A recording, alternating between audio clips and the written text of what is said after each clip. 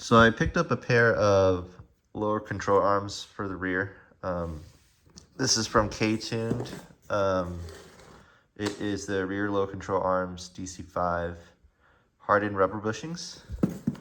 And so you can see this is the lower control arm. At the very end here is the hardened rubber. Looks really nice.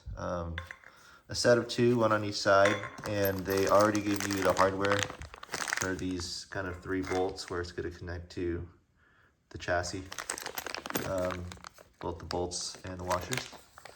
And the other thing that you have to pick up is this star socket, the star pattern socket. It fits into the rear lower control arm bolts. And then you'll need to use that to take it out.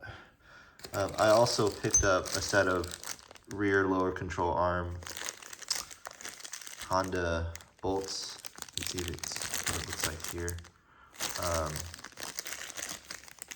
You guys need the code. It's 90398 S5A 000. But I pick up 2, and it's going to connect to the lower control arm bolts where the bushing sits. So yeah.